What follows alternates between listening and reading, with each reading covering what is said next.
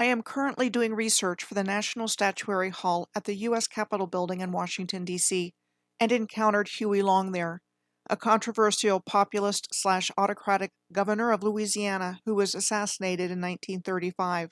Long's legacy as governor of Louisiana was said to be his creation of an unprecedented public works program, resulting in the construction of roads, bridges, hospitals, schools, and state buildings, which all would have taken place during the Great Depression. Infrastructure attributed to Huey Long includes the Huey P. Long Bridge, a cantilevered steel-through truss bridge carrying 6 lanes of US 90 and 2 tracks of the New Orleans Public Belt Railroad across the Mississippi River, said to have been constructed between January of 1933 and December of 1935, as well as the new Louisiana State Capitol building in Baton Rouge, said to have been constructed between 1930 and 1931 and inaugurated in May of 1932. My name is Michelle Gibson. I have decided to take a break from the National Statuary Hall research to pull together information that I have already encountered on this subject, as well as researching new places for this video, because of this finding in Louisiana, to show you what they tell us in the historical narrative of the role of New Deal programs were said to have played in how places were constructed around the United States, as well as monumental neoclassical architecture that was said to have been constructed during the Great Depression, a severe worldwide economic depression between 1929 and 1939. For the purposes of this video, I'm going to focus on examples in the United States primarily from this period of time in history. I'm going to start with Roosevelt's New Deal work programs and show you why I believe that they served several purposes in addition to the creation of Depression-era jobs, played a significant role in the historical reset and cover-up of the ancient civilization. New Deal agencies like the CCC and WPA in particular were responsible for creating access and infrastructure for the park and recreation system around the country. So when people go to these places, they think what they see was created by the CCC and WPA workers. The Civilian Conservation Corps, or CCC, operated from 1933 to 1942 in the U.S. for unemployed, unmarried men to do manual labor related to the conservation and development of natural resources in rural lands owned by federal, state, and local governments. Originally for young men ages 18 to 25, it was eventually expanded to ages 17 to 28. In the 9 years of its operation, the CCC employed 3 million young men, providing them with food, shelter, and clothing, and a wage of $30 per month, $25 of which had to be sent home to their families. The Works Progress Administration, later renamed the Work Projects Administration, or WPA, was set up by presidential order in May of 1935 and headed by Harry Hopkins, a trusted deputy to President Roosevelt who directed the New Deal programs until he became Roosevelt's Secretary of Commerce in 1938. The WPA employed millions of job seekers, said to have been mostly uneducated men, to carry out public works projects like constructing public buildings, parks, and roads. The Tennessee Valley Authority, or TVA, was the largest single project of the WPA and was created by an act of Congress in 1933. The TVA remains the largest regional planning agency of the United States government. The TVA Act of 1933 authorized the company to use eminent domain, the power of the state or federal government to take private property for public use while requiring just compensation to be given to the original owner, resulting in the displacement of an estimated 125,000 Tennessee Valley residents. The TVA's stated purpose was to provide navigation, flood control, electricity generation, fertilizer manufacturing, regional planning, and economic development to the Tennessee Valley, a region that suffered from poverty and lack of infrastructure during the Great Depression.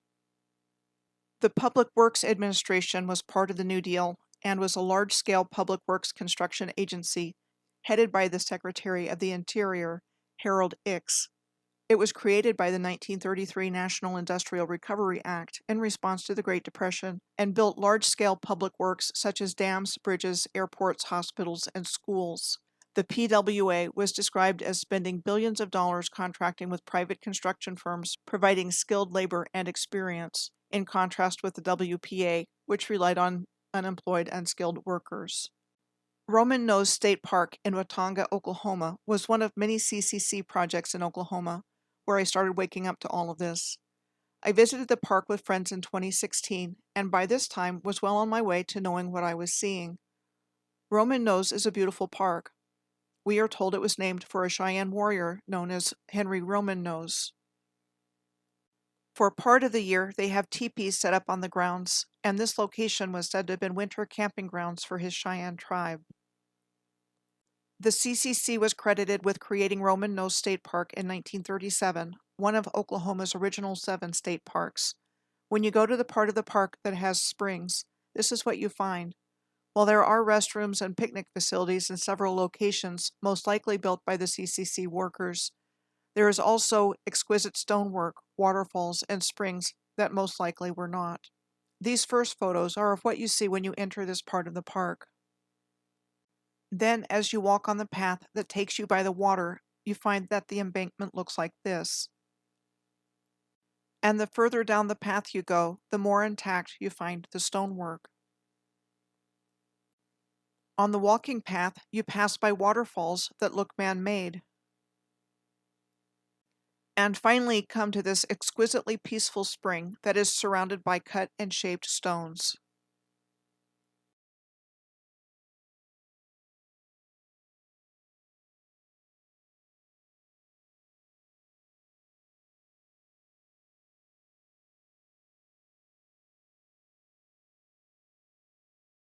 Roman Nose is just a short distance north of Watonga, Oklahoma.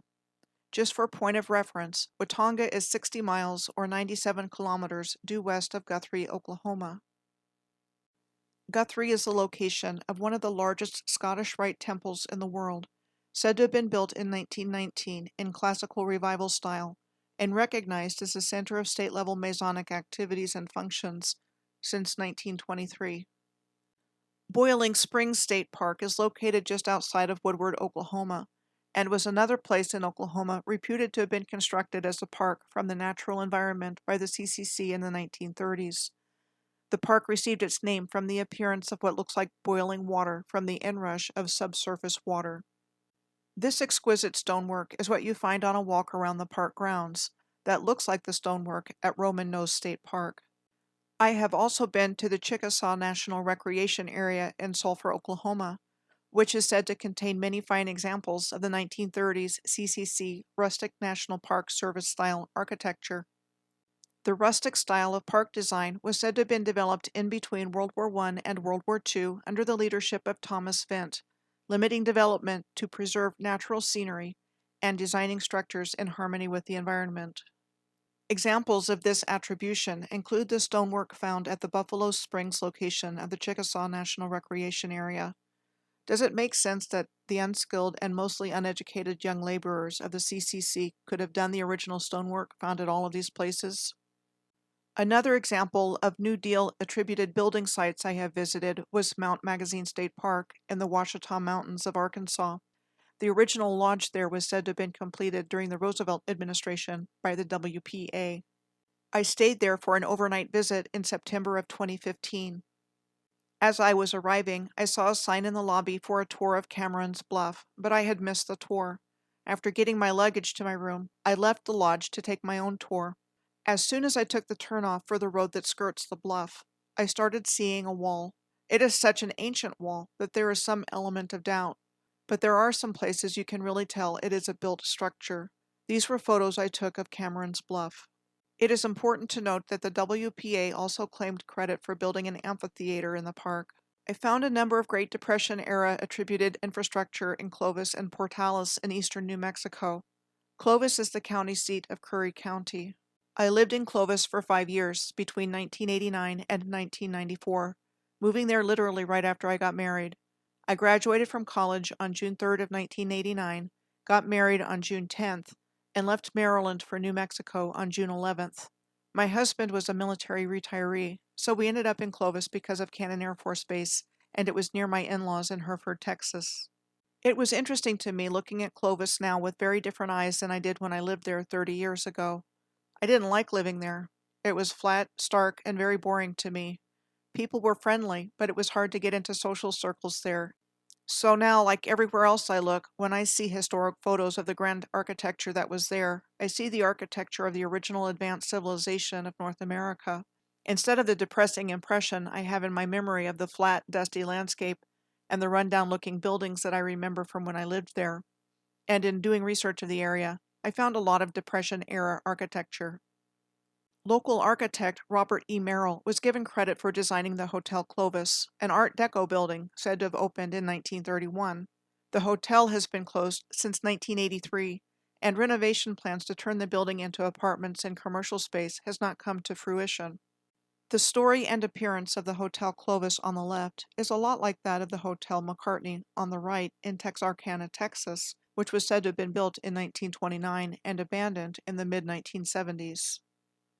Robert E. Merrill was also given credit for the Curry County Courthouse in Clovis, said to have been built in 1936, over the site of the preceding Curry County Courthouse, said to have been built in 1910 by the J. Sterling Marsh Manufacturing Company. Hillcrest Park in Clovis is a 140-acre complex that has a sunken garden used for things like weddings, and a zoo that is the second largest in New Mexico. We are told the WPA was involved with improving Hillcrest Park in some form or fashion in the mid-1930s. The Marshall Junior High School building in Clovis is still in use today and was said to have been constructed in 1936 as part of Franklin Roosevelt's New Deal Public Works Administration. Portales is located 17 miles or 27 kilometers from Clovis. Portales is the county seat of Roosevelt County. Local architect Robert E. Merrill was also said to have designed the Roosevelt County Courthouse and jail in Art Deco style, which was said to have been built by the Works Progress Administration and completed in 1938. The main campus of Eastern New Mexico University is located in Portales, with construction said to have started in 1931 and completed in 1934. There are also many, many examples of neoclassical architecture said to have been built during the time period of the Great Depression. This is what we are told about it. In the 1930s, because of the Great Depression, most European and American architecture was monumental architecture, characterized by attempts to express the national spirit and motivated in part by the need to create jobs, and was financed by the government or wealthy institutions. One of the very first examples of this attribution that came to my attention, where I went, "Say what?" in doing my research, was the Supreme Court building in Washington, D.C. It was said to have been built between 1932 and 1935 and designed by architect Cass Gilbert. Cass Gilbert was a prominent American architect who was credited with not only designing the U.S. Supreme Court building, but also the Woolworth building in Manhattan, said to have been completed in 1913, and the state capitol buildings of Minnesota, said to have been completed in 1905, one of the two architects credited with the Arkansas State Capitol, completed in 1915, and of West Virginia, said to have been constructed between 1924 and 1932. Here are examples in Washington, D.C. that came up when I used the search term of Great Depression-era neoclassical architecture in the United States. The DAR Constitution Hall was said to have been designed in neoclassical style for the Daughters of the American Revolution by architect John Russell Pope, with construction starting in June of 1928 and first opening in April of 1929. The Herbert C. Hoover Building, the headquarters of the United States Department of Commerce, was said to have been completed in 1932 in a classical revival-style design attributed to architect Louis Ayres. The neoclassical West Building of the National Gallery of Art was said to have been designed by John Russell Pope and completed in 1941. And we are told the National Archives Building was constructed between 1933 and 1935. I don't buy what they are telling us, and my BS meter is pegged on high. I have shared a few of countless examples showing how the narrative explaining how places came into existence crumbles when you look at it. How could they have built all these places when they said they did, according to the history we have been taught? The narrative of low technology and hard economic times even runs side by side with monumental building accomplishments.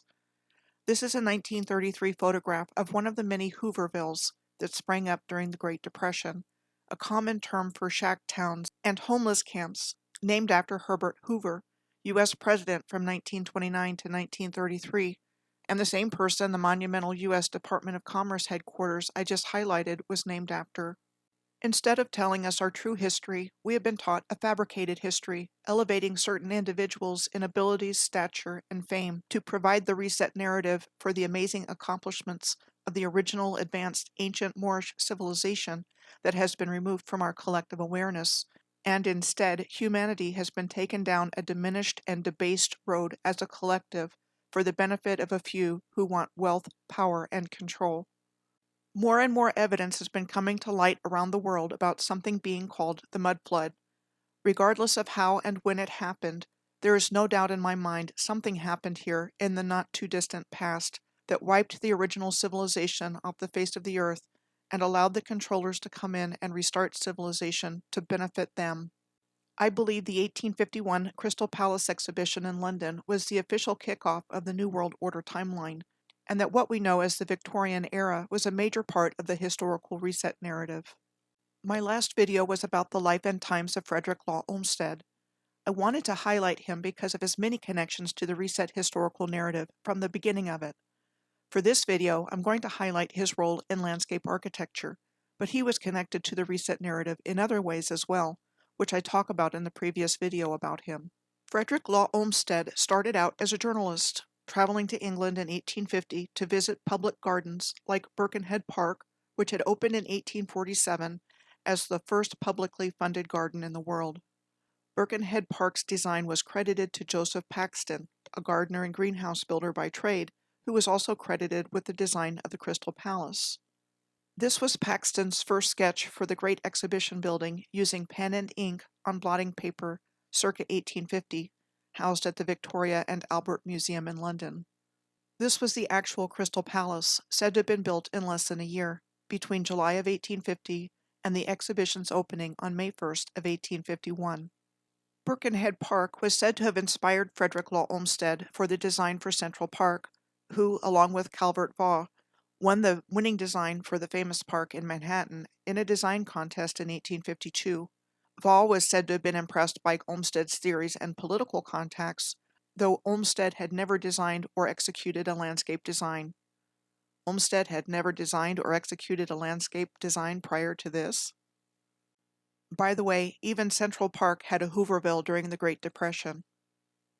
From this beginning, Frederick Law Olmsted is considered to be the father of landscape architecture in our historical narrative, and credited with the landscape design of a head-spinning number of public and private spaces in the United States and Canada. He was one of the iconic historical figures imbued with larger-than-life qualities and achievements that people accept because this is what we have been taught as truth. But is it?